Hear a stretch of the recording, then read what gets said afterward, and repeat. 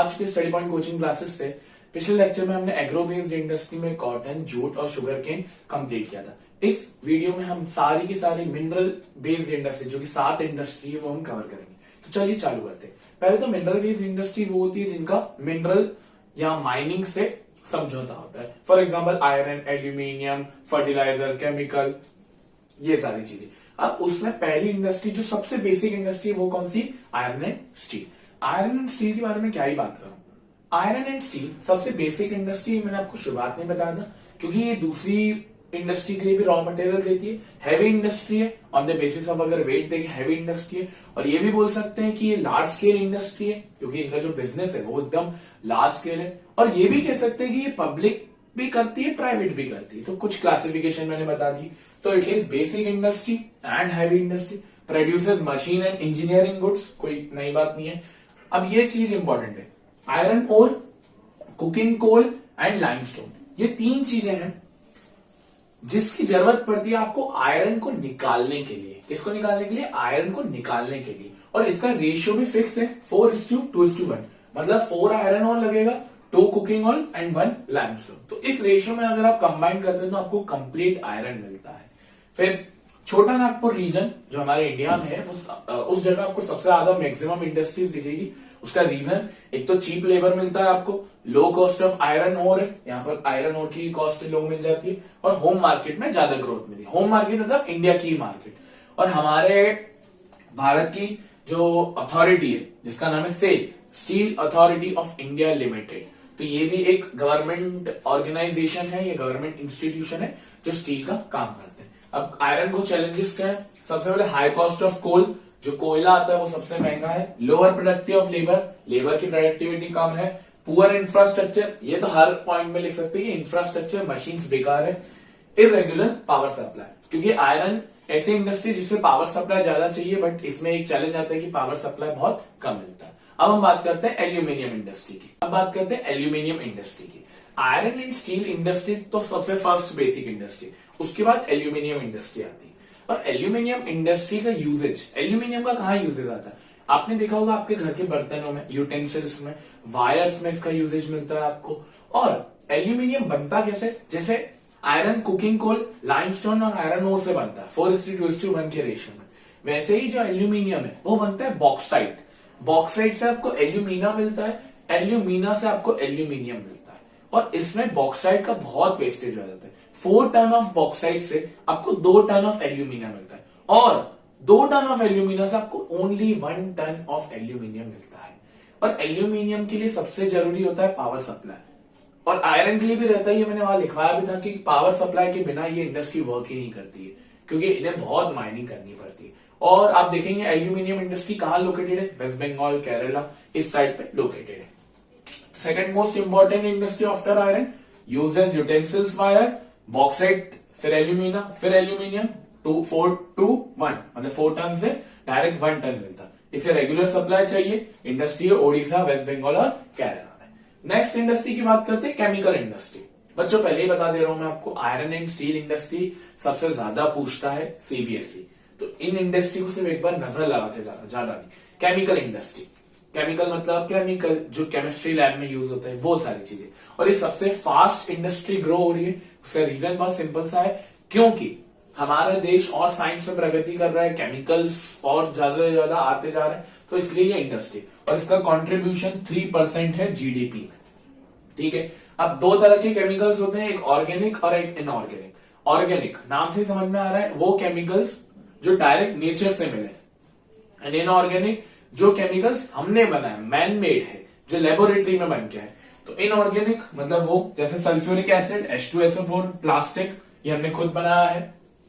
Organic petrochemicals, fibres जैसे कोल और petroleum fibres वगैरह, ये सारे ऑर्गेनिक केमिकल्स हैं जो नेचर से मिले। इनऑर्गेनिक जो हमें नहीं मिले नेचर से, मैन मेड। अब बात करते हैं हम आगे और 2 इंडस्ट्रीज की। अब बात करते हैं फर्टिलाइजर इंडस्ट्री की। फर्टिलाइजर इंडस्ट्री कौन सी होती है? Like pesticide, insecticide, HYV seeds, जो आपने देखा होगा नॉर्मली फार्मर्स और एग्रीकल्चर यूजेज के लिए किया जाता है। अब फर्टिलाइजर इंडस्ट्री ग्रो कैसे हुई थी? फर्टिलाइजर इंडस्ट्री जब ग्रीन रिवॉल्यूशन हुआ था को याद होगा उसमें HYV सीड्स यूज किए गए थे हमारे भारतीय किसानों द्वारा, पंजाब और यूपी में सबसे पहले स्टार्ट हुआ था। तो उसके बाद इस इंडस्ट्री को बहुत ग्रोथ मिली।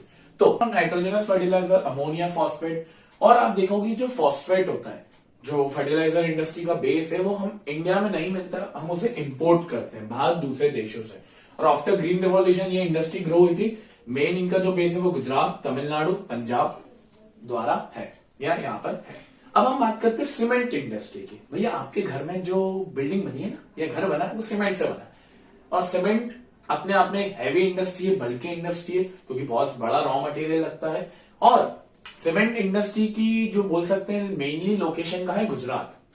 वही रीजन गुजरात में, जैसे मैं अगर बताऊं तो यहाँ अपना गुजरात, तो यहां से आपको क्या मिलेगा, गल्फ कंट्रीज, मतलब जो ईस्ट एशियन कंट्रीज है, एशियन कंट्रीज है, ऊपर रशिया है आपका, इस साइड पे बोल सकते हैं ओशंस वगैरह है, या दूसरी कंट्रीज है, वहां पर आपको एक्सपोर्ट करने में बहुत फायदा मिलेगा, क्योंकि वाटर ट्रांसपोर्ट आपके लिए सस्ता हो जाएगा। तो एसेंशियल फॉर कंस्ट्रक्शन, बल्कि and heavy raw material Gujarat में लोकेटेड है, क्योंकि गल्फ कंट्रीज का एक्सेस मिल जाता है। हमारे यहाँ पे फर्स्ट सीमेंट प्लांट जो था चेन्नई में लगा था 1904 में। और हमारे यहाँ पे गवर्नमेंट भी एफर्ट्स लगा रही है ताकि डोमेस्टिक डिमांड, इंटरनेशनल डिमांड तो है ही, डोमेस्टिक डिमांड मतलब इंडिया के लोग ही डिमांड करें, उसको जनरेट करने के लिए एफर्ट्स किए जा रहे हैं। अब हम बढ़ते हैं लास्ट 2 इंडस्ट्री की तरफ। अब बात करते हैं ऑटोमोबाइल इंडस्ट्री की। अभी तक हमने आयरन देख लिया, एल्यूमिनियम देख लिया, फर्टिलाइजर देख लिया, केमिकल देख लिया। अब बात करते हैं ऑटोमोबाइल। ऑटोमोबाइल मतलब वो मोबाइल इंडस्ट्री नहीं है। Automobile in the sense truck हो गए, व्हीकल्स हो गए, ये सारी जितने भी कंस्ट्रक्ट मतलब जितने भी व्हीकल्स या इंजन, लोकोमोटिव आइटम्स रहते हैं, उनकी बात है। अच्छा सर, ये ग्रोथ हुई कैसे, ये आप थोड़ा रिलेट कर सकते हो ग्लोबलाइजेशन वाले चैप्टर से। हमारे यहाँ पे 1991 में LPG पॉलिसी आई थी, लिबरलाइजेशन, प्राइवेटाइजेशन, ग्लोबलाइजेशन। तो लिबरलाइजेशन से बाहर की कंपनीज इंडिया में आई थी, तो इसी की वजह से हमारी इंडियन ब्रांड्स ने भी ऑटोमोबाइल सेक्टर में ग्रोथ किया। जैसे सबसे बड़ा नाम है इसमें टाटा। टाटा के बहुत ट्रक्स वगैरह आते हैं, और अभी तो जैसे हम बोल सकते हैं कि बाहर की कंपनीज का ज्यादा शेयर है। लाइक मैं आपकी बात करूं मारुति सुजुकी, इनफैक्ट की मारुति तो एक इंडियन कंपनी, बाकी सुजुकी जापान कंपनी, फिर भी जॉइंट वेंचर है उनका। और बोल सकते हैं कि जैसे BMW, मर्सिडीज, ऑडी, इन सबका जो मार्केट शेयर है वो और ज्यादा है। बट धीरे धीरे हमारी इंडस्ट्री भी ग्रो हुई है टाटा। तो trucks, buses, vehicles, after liberalisation ये इंडस्ट्री ग्रो हुई थी, क्योंकि कंपटीशन बढ़ गया था।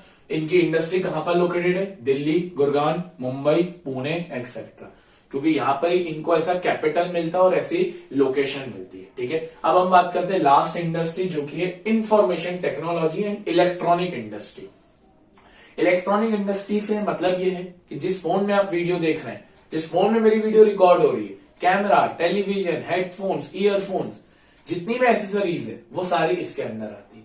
और हमारे इंडिया का इलेक्ट्रॉनिक कैपिटल आपको पता होना चाहिए। नेशनल कैपिटल तो न्यू दिल्ली है, बट इलेक्ट्रॉनिक कैपिटल वो है बेंगलोर, क्योंकि बेंगलोर में ऐसा चीजें हैं, ऐसी कंपनी है बड़ी बड़ी, जहां पर उसे इलेक्ट्रॉनिक या ऐसा बोल सकते हैं इंडस्ट्रियल लोकेशन अच्छी मिलती है।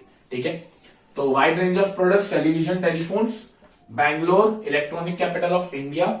और इससे बहुत सारा एम्प्लॉयमेंट जनरेशन हो रहा है, 30% ऑफ दी वुमेन। और ये सबसे फास्ट ग्रोइंग सेक्टर है, क्योंकि ये सर्विस सेक्टर है, टर्शरी सेक्टर है, तो सबसे ज्यादा ग्रो हो रहा है। और fast growing BPO sector. Sir ये BPO क्या होता है, business process outsourcing. Business process outsourcing, इसका मतलब क्या होता है सर? इसका मतलब ये होता है बेटा कि क्या होता है, जैसे फॉरेन की कंपनीज है, अब वो सारा काम तो खुद नहीं कर सकती, तो वो कुछ काम दूसरे लोगों से करवाती है। और वो दूसरे लोग उनके कंपनी के लोग नहीं होते, वो बाहर किसी दूसरी कंट्री से अपना काम आउटसोर्स करवाते, बाहर से काम करवाते हैं। और मोस्टली ये कंट्री इंडिया है, क्योंकि इंडिया में आपको चीप लेबर मिलता है, अच्छी टेक्नोलॉजी है, मतलब technology in the sense Bangalore में बात करो, अच्छे लोग हैं, लैंग्वेज वाइज बाय लैंग्वेज अपन को टॉक करने आती है, हिंदी, इंग्लिश, और भी चीजें हमारे यहाँ पे बहुत मेजर रोल प्ले कर रही है। तो इस कारण से ये भी एक चीज बढ़ रही है। याद रखना, बैंगलोर एक इलेक्ट्रॉनिक कैपिटल ऑफ इंडिया है। ये हमारी सारी की सारी हो गई आपकी मिनरल बेस्ड इंडस्ट्री, हमने एग्रो बेस्ड इंडस्ट्री देख ली, हमने मिनरल बेस्ड इंडस्ट्री की। बस एक लास्ट टॉपिक बाकी, इंडस्ट्रियल पॉल्यूशन, फिर ये चैप्टर हो जाएगा and. Thank you for watching this video. Radhe Radhe.